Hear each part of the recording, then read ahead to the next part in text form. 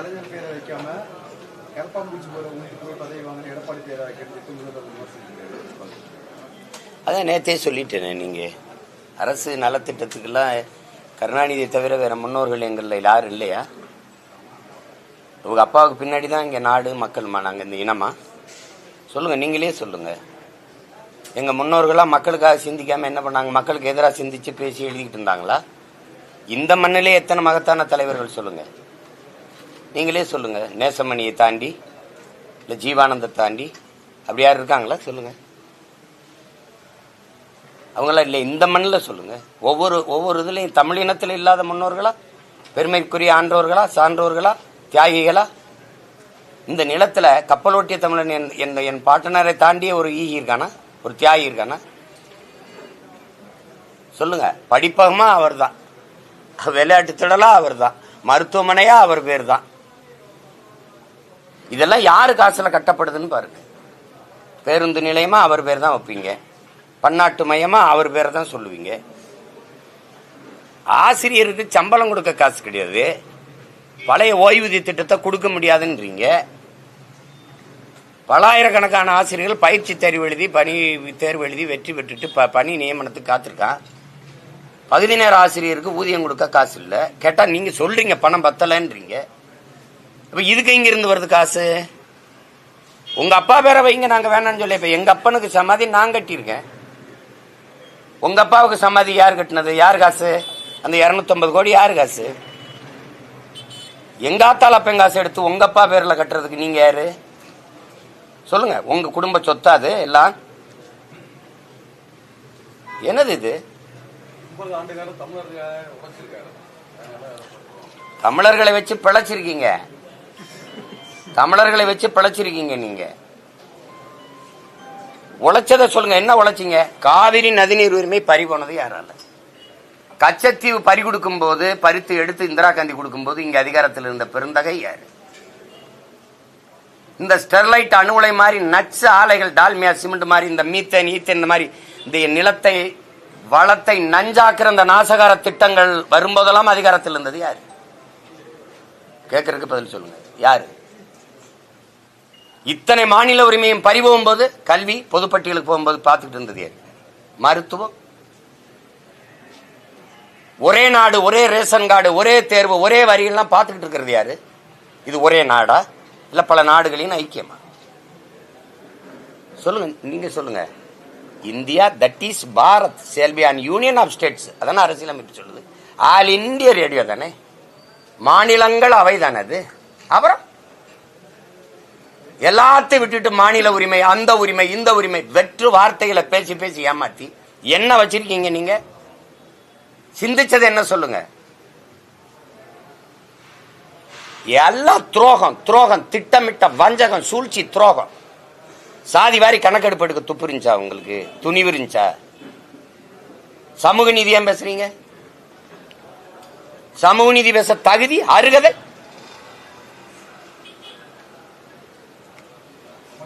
எது ஒன்று இருக்கு? லட்சக்கணக்கான இன மக்களை கொன்னது காங்கிரஸ், கூட நின்னது நீங்க. எங்களை நாடற்றவளாக்கி, அழிச்சு ஒழிச்சு, அனாதையை அகதியாக்கி ஓட வச்சது யாரு?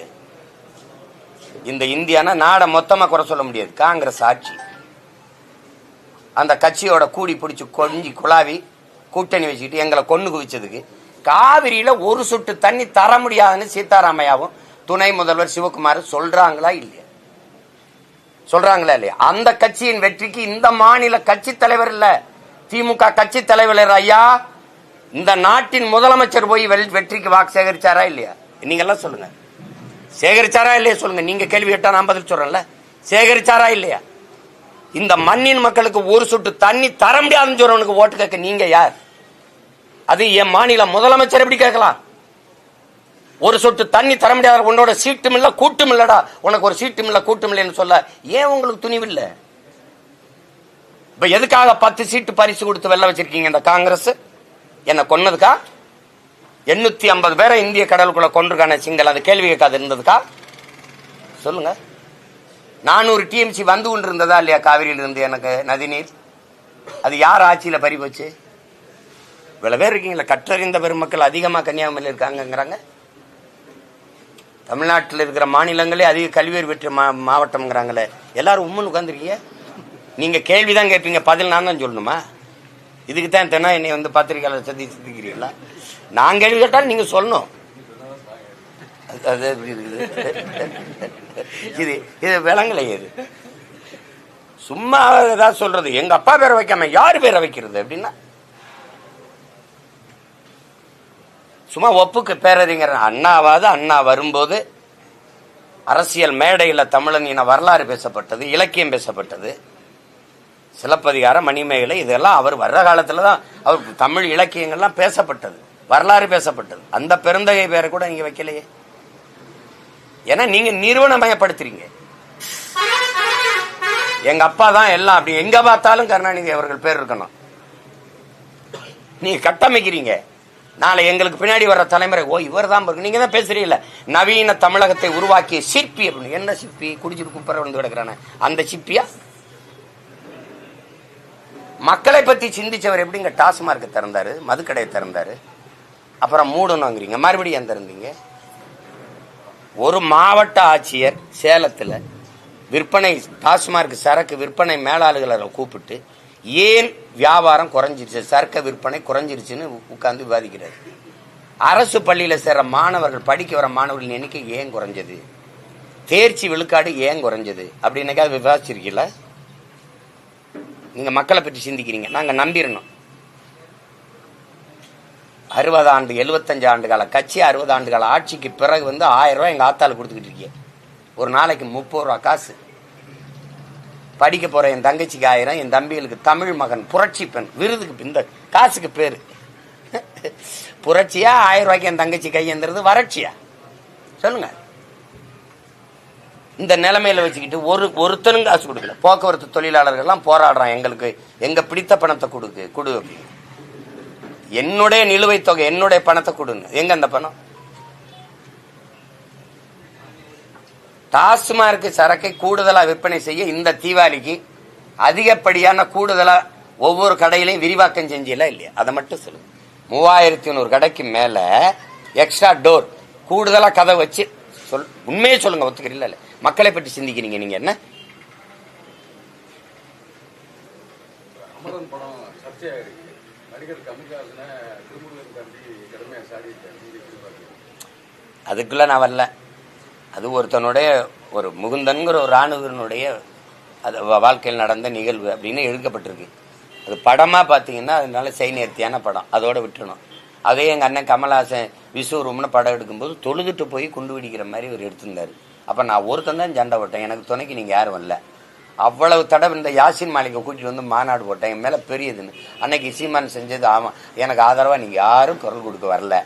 சிஐஏக்கு எதிராக நான் ஒருத்தனா ஒருவராக பேசிட்டு இருந்தேன். தேசிய துரோக வழக்கு கூட எனக்கு போட்டாங்க, அப்போ எனக்கு யாரும் வரல.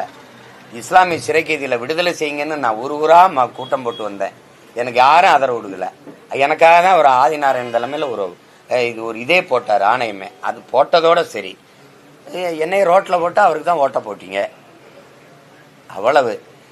காஷ்மீரை பிரித்தது தப்பில்லை, பிரித்த விதம்தான் தப்புன்னு பேசினவருக்கு தான் ஓட்ட போட்டீங்க ஐயா ஸ்டாலினுக்கு. ஒருத்தன் தான் கேட்டேன், கொன்னது தப்பு இல்லை, குத்துன விதம் தான் தப்புங்கிறீங்களா அப்படின்னு. இன்னைக்கு வரைக்கும் பிரித்தது தப்புன்னு சொல்றது நான் தான். அது வேற, இது ஒரு படம். அந்த படத்துல ஒரு ராணுவ வீரனுடைய தியாகம், ஒரு பெண், அது எந்த அளவுக்கு இது அவங்க அந்த அந்த இருந்தது அப்படின்னு காட்டிருக்கு. அதோட விட்டுணும். அது காஷ்மீர் மக்களுக்கு போராடணும்னு சொல்லுங்க, நான் வரேன், என் உயிரை கொடுத்து போராடுறேன், அது வேற. அந்த படத்தை பிடிச்சிக்கிட்டு உடனே அதை தான் அப்படி இஸ்லாமிய மக்களுக்காக நாங்கள் நிற்கிறேன். நில்லுங்களேன், இந்த சிறை கைதிகளை விடுதலை செய்ய சொல்லுங்களேன். இஸ்லாமிய சிறை கைதிகளை விடுதலை செய்ய எனக்கு வாக்கு தாருங்கள்னு ஐயா ஸ்டாலின் கேட்டாரா இல்லையா? செஞ்சிருக்காரா? பழனி பாபான்னு ஒரு புரட்சியாளர் இருந்தான்ல, அவனுக்கு வணக்கம்னு அவன் நினைவு தினத்துக்கு பூ வைக்க முடியுமா உங்களால? சரி, பூ வைக்கிறது மரபில்லை இஸ்லாத்துல, வணக்கம் அப்படின்னா போடுவில்ல? ஏன் கேளுங்க, ஏன்னு என்ன கேளுங்க சொல்லுங்க. மானமுள்ள ஒரு தமிழன் திமுகவுக்கு ஓட்டு போடுவானான்னு கேட்டான். ஏன் கேட்டான்னு கேளுங்க, அதை கேட்கணும்ல. ஏன்னா அவன் மானம் உள்ளவன். புரிஞ்சிருச்சா? இப்ப நாங்க ஏன் எதிர்த்து போராடுறோம்னா ஒழிக்கணும்டான்னா மானம் உள்ளவன். சாப்பாட்டுல உப்பு இருக்கு, உரப்பு இருக்கு, அதனால வீரம் இருக்கு. எங்க பிறப்பிலே வீரருக்கு எங்காலும் சொல்லி கொடுத்துருப்போம். அஞ்சுவதும் அடிமணிவதும் தமிழன் பரம்பரைக்கே கிடையாதுறாங்க. ஒன்னு பயத்தை கைவிடு, இல்ல உன் லட்சியத்தை கைவிடுன்னு. நாங்க லட்சியத்தை விடுறதல்ல.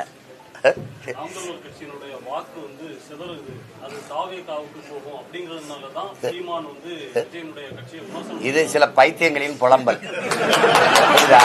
தம்பி நீங்க இங்க பாருங்க, நீங்க கேள்வி கேட்டீங்களா, என்னையே பாருங்க. உங்கள் மூலமா உலகம் முழுமைக்கும் இருக்கிற என் உறவுகளுக்கு இந்த மாதிரி விமர்சனம் பேச்சு இந்த வியாடை வாய்களுக்கு சொல்றது, என்னை தலைவனாக தேர்வு செய்கிற, என்னை நேசிக்கிற, என்னை பின்தொடர்கிற, எனக்கு வாக்கு செலுத்துகிற என் மக்கள் யாருன்னு பாருங்க. பொழுதுபோக்கு தளத்தில் தலைவர்களை தேடியவர்கள் அல்ல, என்னை விரும்புகிற மக்கள். போராட்ட களத்தில் தலைவனை தேடுகிற மக்கள் தான் என்னை பின்தொடர்வார்கள். விளங்கிறதா? காத்தடிக்கிற திசையெல்லாம் பறக்கிற பதர்கள் எனக்கு வாக்கு செலுத்த மாட்டாங்க. புயலே அடிச்சாலும் நகராத அதே இடத்துல இருக்க தூய நெல்மணிகள் எதுவோ அவங்க தான் எனக்கு வாக்கு செலுத்துவாங்க. நீங்க இங்கிட்டு ஓடுறான் அங்கிட்டு ஓடுறான் கதருவான் அப்படின்னு பயந்துட்டாரான்னு. ஜெயலலிதா கருணாநிதி இருக்கும்போது கட்சி ஆரம்பிச்சோன்னா அவங்க 2 பேரை விட ஒரு பெரிய தலைவரா இல்ல அவங்க 2 பேரை விட பெரிய கூட்டம் அவங்களுக்கு வந்ததா? அத கார்த்திக் சிதம்பரம் சீமானின் வாக்கு வங்கிங்கிறாரு. எனக்காவது வாக்கு வங்கியில தான் குறையும், உங்களுக்கு வாக்கே கிடையாது. இப்ப ஐயா கார்த்திக் சிதம்பரம் நானும் ஒரே ஊரு, நீங்களும் நானும் போட்டியிடுறது, கூட்டணி இருக்கக்கூடாது. நானும் கூட்டணி வைக்கல, நான் எப்போ வைக்க மாட்டேன். நம்ம 2 பேரும் யார் ஜெயிக்கிறான்னு பார்ப்போம். ஆனா காசு கொடுக்க கூடாது ஓட்டு. நீங்க கொழுத்தா பணம் வச்சுக்கிட்டு இருக்கீங்களா அப்பாவும் மைனும், அந்த திமிரில வாக்கு காசு கொடுக்க கூடாது 2 பேரும். அப்ப யாருக்கு வாக்கு வங்கி இருக்குன்னு அதுக்கு தயாரா இருக்குல்ல தம்பி? நீ அத்தனை கட்சி கூட்டணி வச்சு நான் 1.5 லட்சத்துக்கு மேல வாக்கு வாங்கியிருக்கேன். ₹1 காசு கொடுக்காம புது வேட்பாளரை நிறுத்தி என்னை பாருங்க. இப்ப யாரு பெரிய கட்சி? ஒரு சரியா ஓராண்டுதான் இருக்கு தம்பி, சரியா ஓராண்டுதான் இருக்கு, சரியா ஓராண்டுதான் இருக்கு. 26க்கு தேர்தல் முடிஞ்ச வாக்கு எண்ணும் போது நான் எவ்வளவு தூரம் ஏறி வந்திருக்கேங்கிறத, எவ்வளவு தூரம் தொட்டிருக்கேங்கிறத பார்க்க போறீங்க. இங்க ஒருத்தனோட உறுப்பினர் அட்டையை போடு. நீ நல்ல நல்ல மானஸ்தனா இருந்தா, உண்மையான நீங்க நேர்மையாளரா இருந்தா, என் கட்சியில இருந்து இந்த வர இந்த நாம் தமிழர் கட்சி உறுப்பினர் அட்டை கட்டுறா. எடுத்தவனே சும்மா சும்மா சொல்லி ஏங்க, எவனையாவது 4 பேரை உங்க கட்சிக்காரன் உட்கார வச்சுட்டு நாம் தமிழர்ல இருந்து வந்தாங்க அதுல இருந்து வந்தாங்க அப்படின்னா எப்படி? இப்ப என் கட்சியில அந்த கட்சியில இருந்து எத்தனை ஆயிரக்கணக்கா நான் சேர்க்கட்டா? எனக்கு அந்த பழக்கம் இல்லை சொல்ற செய்தி இல்லை சேர்றவங்களை. இல்லைன்னா மற்ற கட்சியில இருந்து சேர்றவங்க எல்லாம் இந்த கட்சியில இருந்து சேர்ந்தாங்கன்னு செய்தி போடணுமா? தொடக்கத்திலிருந்தே நாங்க அதை செய்யறது இல்லை. என் கட்சியில் இருக்க எல்லாரும் ஒரு கட்சியில் இருக்க குடும்பத்தில் பிள்ளைகள் தான். உங்களுக்கு விளங்குதுன்னு நினைக்கிறேன். இவங்க அப்பா ஒரு கட்சியில் இருப்பாரு, இவங்க அப்பா ஒரு கட்சியில் இருந்திருப்பாரு, இவங்க அப்பா ஒரு கட்சியில் இருந்திருப்பாரு. ஆனா நாங்கெல்லாம் ஒண்ணு சேர்ந்திருக்கோம் பாருங்க. அதனால இதெல்லாம் சும்மா வெட்டி பேச்சு பேசணும். கேள்வி நாம் தமிழர் கட்சியிலிருந்து விலகினதாக சொல்லப்படக்கூடிய நபர்கள் தவறான செய்தி. நாம் தமிழர் கட்சியிலே உள்ளவர்கள் இல்ல அப்படிங்கிற மாதிரி நீங்க சொல்றதை எடுத்துக்கலாமா? நாம் தமிழர் கட்சியிலே உள்ளவர்கள் இல்லை, இருந்தால் உறுப்பினர் அட்டை காட்ட சொல்லும். எனக்கே தெரியாம என் கட்சியில நீ நிறைய பேரை சேர்த்து வச்சிருக்கிய. நாகப்பட்டினத்துல 500 பேர் அப்படின்னா அவ்வளவு பேர் இருந்திருக்கான்னு ஒத்துக்கிறீங்களே? எதுக்காக போகணும் என் கட்சியில இருந்து? எதுக்காக போகணும்? ஒரு கேள்விதானே. சும்மா ஒரு சும்மா கிளப்பி விடுறதாங்க உங்களுக்கு. நீங்க வலைவெளியை திறங்க. இது பாருங்க, இங்க பாருங்க, ராமா ராமான்னு கத்துறானோ, முருகா முருகான்னு சொல்றானோ இல்லையா, சீமான் சீமான் சீமான் சீமான் சீமான். ஏன்னா ஒரு நோய். என்னைய பேசாம அவனுக்கு தூக்கம் வராது, என்னைய பேசாம சோறு கிடைக்காது. திட்டி திட்டி பேசினாலும் வட்டியில சோறு வப்பா அப்படின்னு எங்க ஐயா இளையராஜா அம்மாவை பத்தி பாடின ஒரு பாட்டு இருக்கு. அது மாதிரி நான் திட்டி திட்டி பேசினாலும் வட்டியில சோறு வைக்கிறேன் பல பேருக்கு. அதனால போ நல்லாரு அப்படிதான். தமிழ் தேசியமும் திராவிடமும் 2 கண்கள் என்ற கொள்கை தமிழ்நாட்டில் எடுத்துருமா? மறுபடியும் முதல்ல இருந்தா வரலாற்று பகை எங்களுக்கு வரலாற்று பகை. இந்தியம் திராவிடம் 2ம் ஒரு கற்பிதம். அது இல்ல. திராவிடம்ங்கிற சொல்லே சமஸ்கிருத சொல். ஆரியத்தை எதிர்க்க வந்த திராவிடம்ங்கிறீங்க சொல்லே அவன் சொல். திராவிடம் என்பதே பிராமணர்களைத்தான் குறிக்குது. வடக்க இருந்து நகர்ந்து நகர்ந்து வந்தவர்களை, இந்த தென் மாநிலங்களை குடிவார வந்தவர்களை பஞ்ச திராவிடர்கள் என்று குறிக்குது. என் அலைபேசியில இருக்கு. அங்க பிராமண பெண்கள், இளம் பெண்கள் மாப்பிள்ளை பெண்களுக்கு தேடுறாங்கல்ல, இந்த மேட்ரிமோனியில திராவிடாஸ் திராவிடாஸ் திராவிடாஸ்ன்னு கொடுத்துருக்கத நான் உங்களுக்கு அனுப்புறேன். நீங்க தட்டி பாருங்க. ராகுல் டிராவிட்னு பேர் வச்சிருக்கிறது வந்து அது அவங்க அடையாளம். நம்ம தாத்தா ஊவே சாமிநாத ஐயரை கூட திராவிட சிசுன்னு தான் சொல்றாங்க. திராவிடங்கிறது அவங்கள தான் குறிக்குது. அவன் கத்தியே வாங்கி அவனை கொலை பண்ணுன்றான். இந்த மாதிரி ஒரு ஏமாற்று. திராவிடம்ங்கிறது தமிழ் சொல்லா, மாடல்ங்கிறது தமிழ் சொல்லா. திராவிட மாடல் தமிழ் வாழ்கங்குது. நீங்க நம்புறீங்களா? ஏன்னா இது ஒரு பைத்தியக்காரன். திராவிடம்ங்கிறது தமிழ் இனத்தை, தமிழ் மொழியை, தமிழர் அடையாளங்களை, தமிழர் பண்பாட்டை, தமிழர் வழிபாட்டை அழிக்க வந்த ஒன்று. அதுல என்ன குழப்பம்? நீங்கெல்லாம் ஒரு கூட்டம் போட்டு பேசுறீங்கல்ல, எனக்கு ஒரு அரை மணி நேரம் இடம் கொடுங்க அதே கூட்டத்தில். ஏப்பா இப்போ நாங்கள் பேசுகிறோம், நீங்கள் பேசு. இப்போ ட்ரம்ப்பும் அந்த இவங்கள பேசுனாங்கல்ல, கமலா அது மாதிரி ஹாரிஸ் மாதிரி நீங்கள் பேசுங்க, நானும் பேசுகிறேன். யார் என்னோட வர்றது? திராவிடம் என்பது தமிழர் அல்லாதவர் வசதியாக வாழ்வதற்கும் ஆள்வதற்குமாக கொண்டு வரப்பட்ட ஒன்று. இப்ப பாத்தீங்கன்னா, தமிழர் என்று இருந்தால் பிராமணர்கள் நானும் தமிழர் என்று வந்து விடுவாங்கிறாங்க. நல்லா கவனிச்சுக்கணும் தம்பி, எல்லாரும் கேட்டுக்கணும். தமிழர்கள் இது இன்னைக்கு வரைக்கும் எங்க ஐயா வீரமணி வரைக்கும் கொடுக்குற விளக்கம் தான். தமிழர் அண்ணன் சத்யராஜன் பேசிருக்காங்க. தமிழ் தேசியம் பேசினா ஆரியர்கள் வந்துருவாங்க. அடுத்த நோடி எஸ் வி சேகர் ஸ்டாலினை கைப்பிடிச்சு கவனிக்கல. ஆரியர் உள்ள வந்துருவார், தமிழர் என்று வருவார். அவன் எப்படி வருவானா? தமிழர் என்று வருவானா? நாங்கள் தமிழர்கள் என்றால் நானும் தமிழன் தான் வருவானா? ஆனால் தமிழன் என்று இருந்தால் நீங்க வர முடியாது. யாரு? திராவிடர் வர முடியாது. திராவிடர் யாருன்னு தெரியுதுல்ல, வர முடியாது. அதனால திராவிடம் என்று இருக்கணும். நம்ம பாட்டனார், நம்ம மனோன்மணி சுந்தரம் பிள்ளை எழுதின பாட்டை ஏன் அவர் ஆகியிருக்காரு தெரியுமா? திராவிடனல் திருநாடுன்னு வந்ததுக்காக அது தமிழ் தாய் வாழ்த்து. அதை தாண்டிய தமிழ் தாய் வாழ்த்து இல்லையா? இருக்கா இல்லையா? இன்னைக்கு நிகழ்ச்சியில போடுவேன் பாருங்க. ஏன் அந்த தமிழ் தாய் வாழ்த்து பாடினா எங்க ஆத்தா கோச்சுக்குருவாளா? சேட்டை இதெல்லாம். அதுல தானே மஞ்சள் அரைக்கிறேன். நீ திராவிடம் திராவிடம்ட்டு திருட்டு கூட்டாத போய் பேசிக்கிறீங்க. நீங்க வர முடியாதுங்கிறதுக்காக அவனாவது தமிழன் சொல்லிட்டு வரான். இப்ப பாருங்க, யாமறிந்த மொழிகளிலே தமிழ் மொழி போல் இனிதானது எங்கும் காணா. நீங்க சொல்ற பிராமணன் யாரு? நம்ம பாட்டனார் பாரதி, பெரியார், ஐயா பெரியார், திராவிட இயக்கத்தினுடைய பிதாமகன், தந்தை. என்ன சொல்றாரு? தமிழ் சனியங்கிறாரு. எப்படி இருக்கு? எப்படி? தமிழ் திருநாடு தன்னை பெற்ற தாய் என்று எங்கள் தாய் என்று கும்பிடடி பாப்பா, அமிழ்தில் இனியதடி பாப்பா, நம்ம ஆண்டவர்கள் தேசமடி பாப்பாங்கிறான். இவங்க திராவிட நாடு எங்க இருக்குது? இப்ப சுடுகாடு கூட இல்ல. எங்க இருக்கு திராவிட நாடு? சும்மா ஏதாவது பேசிட்டு இருக்கிறது. தமிழ்ல என்ன இருக்குது? தமிழ் படிச்சா வேலை கிடைக்குமா?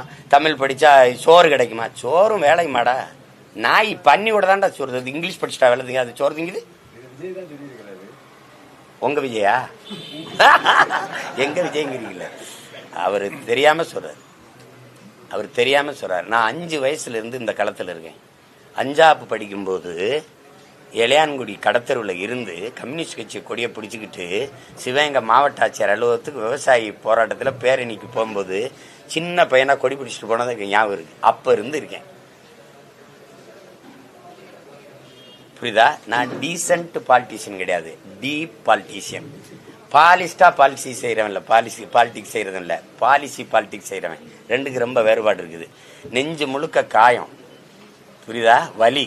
பலாயிரம் ஆண்டுகளா என் முன்னோர்கள் தூக்கி சுமந்து வந்த கனவும் தாங்கிய வலியும் எங்களுக்கு. அதனால சும்மா போட்டு வேடிக்கையா அதுவும் இதுவும் ஒண்ணு அங்கிட்டு இங்கிட்டு மண்ணுன்னு இதை போயிட்டு அலையக்கூடாது. புரியுதா? அது கஷ்டம். நீங்க இப்ப நான் இப்படி பொதுவா கேட்பேன். எல்லாரும் ஒண்ணு, சாதி மதம் மொழி இனம் என்று பிரிக்கிறார்கள். அப்படிதானே? அப்படிதானே நீங்க சொல்றது? மொழி இனம் என்று பிரிக்கிறார்கள். இது எவ்வளவு பெரிய அடிப்படை இல்லாத ஒரு வாதம். முதலில் தோன்றியது மொழி இனமா சாதி மதமா? படிச்சவங்க யாராவது சொல்லுங்க. முதலில் தோன்றியது மொழி இனமா சாதி மதமா? மொழி இனம். ஆதியில் மனிதனின் உழைப்பிலிருந்து தோன்றியது மொழி. அந்த மொழியை பேசக்கூடிய மக்களின் கூட்டம் இனம்.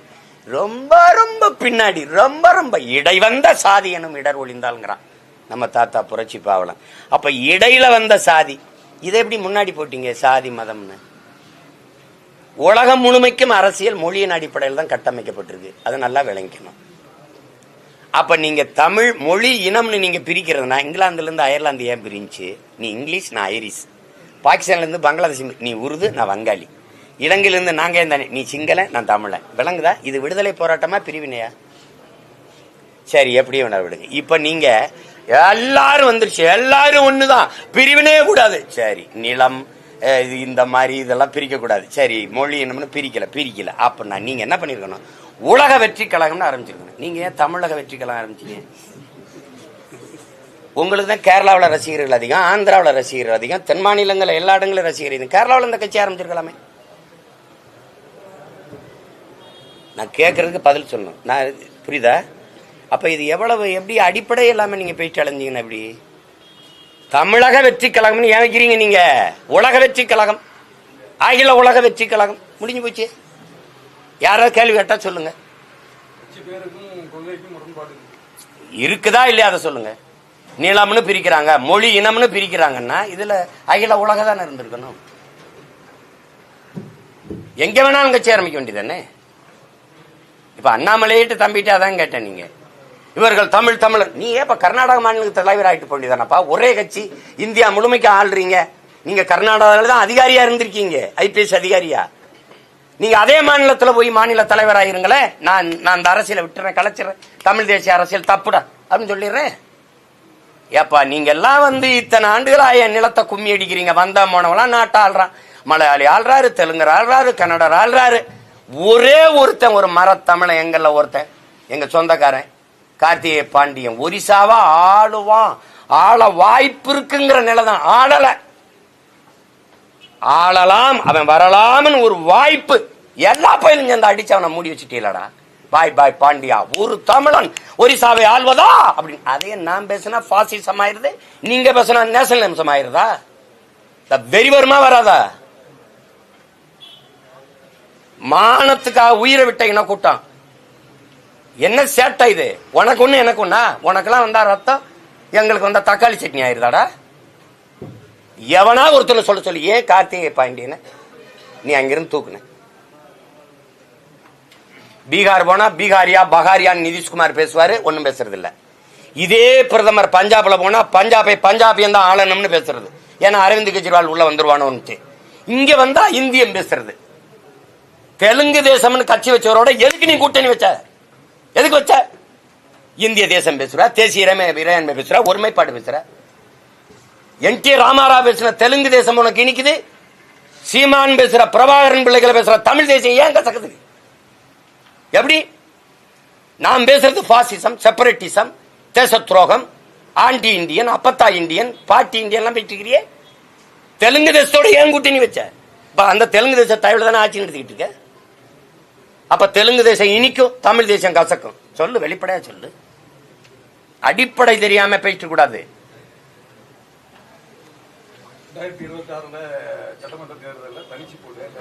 ஐயா தனிச்சு போட்டு வேட்பாளர் என் தங்கச்சி போட்டிடுது, இவ போட்டிடுறா, எல்லா வேட்பாளரும் அறிவிச்சுட்டு வந்துகிட்டு இருக்கேன். என்ன போயிட்டு 6 தொகுதி அறிவிச்சுட்டேன். வெளியில சொல்ல சின்ன வந்தவன அறிவிப்பேன். பொறுமையா இருங்க. 100க்கு மேற்பட்ட வேட்பாளர் போட்டு வேலை செஞ்சுக்கிட்டு இருக்கேன். இது 100க்கு 2 ஒர்க் அவுட். கூட்டணி அமைதா? கூட்டணி அமைஞ்சிருச்சு. அதாவது மிகப்பெரிய கூட்டணி வச்சிருக்கிறது நான் தான். இந்தியாவிலேயே 8 கோடி மக்களோடு சேர்ந்து தேர்தலை சந்திக்கிற ஒரு கட்சி இருக்குன்னா அது நாம் தமிழர் கட்சி மட்டும்தான். மற்றவங்க எல்லாம் மக்களை நம்பல, நான் மக்களை முழுமையா நம்புறேன், நேசிக்கிறேன். ஏன்னா என்ன அளவுக்கு உலக அரசியல் வரலாற்றில் தோத்தம் இருக்க முடியாது. அதுக்காக வெற்றி வேண்டாம்னு நான் சொல்லல. எத்தனை தேர்தலில் தோத்துருப்பேன்னு நினைக்கிறீங்க? 4 பொது தேர்தல், 2 சட்டமன்றம், 2 பாராளுமன்றம், 10க்கு மேற்பட்ட இடைத்தேர்தல், 2 உள்ளாட்சி. இத்தனை முறை தோற்ற ஒரு கட்சி மறுபடியும் தனிச்சு போட்டிடுதுன்னா உலக வரலாறு, இந்திய வரலாறு, உலக வரலாறுல நாம் தமிழர் கட்சி மட்டும்தான். ஏன்? இவனுக்கு தலைவன், அப்படிப்பட்ட தலைவன் பிரபாகரன் என்ற மாபெரும் தலைவன் எங்களுக்கு தலைவனா இருக்கிறதுனால தோல்வியா போட. நாங்க எளிதானதை செய்ய வந்தவர்கள் அல்ல, என் உடன் பிறந்தவர்களே சரியானதை செய்ய வந்தவர்கள். புரியுதா? அதனால இது சரி செய்வோம். இன்னைக்கு இல்ல, நாளைக்கு இல்ல, நாளைக்கு இல்ல, வெற்றியை தொடுவோம். அதனால தனிச்சுதான் போட்டே என் கால்களை நம்பிதான் என் பயணம். அடுத்தவர் கால்களை நம்பி என் பயணத்தை தொடங்க முடியாது. அது சரியா வராது. நான் அடுத்தவன் தோல் மீது ஏறி நின்று உயரமானவன் என்று காட்டுவதை விட உண்மையா நின்று என் உள்ள உயரத்தை காட்டுவதை மேன்மையானதுன்னு நினைக்கிறேன். தனிச்சு நின்று 5.5 அடி தான் சீமா 5.6 அப்படின்னு உண்மையான உயரத்தை காட்டுறத மேன்மைன்னு கருதுறேன். இதுக்கு மேல விளக்கம் வேணுமா? இதானே விரும்புனீங்க எல்லாரும். வேற ஏதாவது இன்னைக்கு ஏதாவது வேணுமா? பரபரப்பு செய்திகள் அப்படி ஏதாவது சொல்லுங்க. வேற ஏதாவது கேள்வி இருக்கா? குமரி மாவட்டத்தில் ரோடுகள் சாலைகள் ரொம்ப மோசமா இருக்கு. என்கிட்ட கேட்க கூடாது. நீங்க இல்ல என் தங்கச்சி எம்பி ஆனாலா, இந்த தங்கச்சி எம்எல்ஏ வேணாலா, இந்த தங்கச்சி எம்எல்ஏ வேணாலா, உங்களுக்கு சிக்கனா சீமான்னு வச்சு செஞ்சுக்கிட்டு கூடாது. நீங்க கேட்க வேண்டியது என் தம்பி விஜய் வசந்த் கிட்ட, இங்க இருந்த சட்டமன்ற உறுப்பினர்கள்ட்ட இருந்து இப்ப பதவி நீக்கம் பட்டு பால் வித்துக்கிட்டு இருந்தார்ல பால் வியாபாரி, இப்ப ஐயா என்னையா அப்படி வித்துட்டு கொழுப்படுத்து பால் வித்தார்ல, அவர்கிட்ட தான் நீங்க கேட்கணும். நீங்க எனக்கிட்ட ஆட்சியை கொடுங்க, ரோடு இல்லைன்னா அங்கே வச்சு என்னை புதைங்க. நான் என் மக்களை என் மண்ணை பேரன்பு கொண்டு காதலிக்கிறேன். இவங்களுக்கு புரியல. அழகா இந்த பொண்ணு நல்லா இருக்குன்னு நம்ம காதலிச்சு சுத்துவோம். நான் 15 வருஷமா சுத்துறேன். அது என்னை சீண்ட மாட்டேங்குது. அது பான் பராக் போடுறவன், கஞ்சா போடுறவன், கொக்கையின் அபின் போடுறவன், பீடா போடுறவன், சரக்கு அடிச்சுட்டு மட்டையாகிறவனே காதலிச்சுட்டு இருக்குது. நான் என்ன பண்றது? அதனால சரியில்லை. நான் கூட ஒரு காணொலி பார்த்தேன். நடு சாலையில் உட்காந்து தம்பி 2 பேரும் துணி வச்சு குளிச்சுக்கிட்டு இருக்கான். அவங்க குளத்தை தனியா வெட்டுங்க. நம்மள நீங்க தானுங்க நீங்க தண்ணீரை தேக்கினீங்க. நாங்க பார்த்தோம், ரோட்லயே தேக்கிட்டோம்ங்க. அப்படிதானே? ஏன்னா காரு பஸ் எல்லாம் சர்வீஸ் பண்ற வாட்டர் சர்வீஸுக்கு லேட்டாகும்ட்டு அப்படி ஏறிப்போ சர்வீஸ் ஆயிரும் அப்படின்னு. இது ஒரு கொடுமை. இது ஒரு ஆட்சின்னு பேசிக்கிட்டு இந்த சாதனைன்னு மறுபடியும் நீங்க என்ன ரோட்ல தான் போடுவீங்க, அவனுக்கு தான் ஓட்ட போடுவீங்க. இந்த வாட்டியா திருந்துங்க, தயவு செய்து மாறுங்க. தயவு செய்து வைகுந்தர் பிறந்த மண்ணு, மார்சல் நேசமணி பிறந்த மண்ணு, பொது உடைமை தத்துவத்தின் பிதாமகன் தாத்தா சிவானந்தம் பிறந்த மண்ணு, அதையெல்லாம் ஞாபகம் வச்சுக்கிட்டு கொஞ்சம் எங்களை பத்தியும் என்ன, அவ்வளவுதான். வேற வழி இல்லை. வேற ஏதாவது கேள்வி இருக்கா?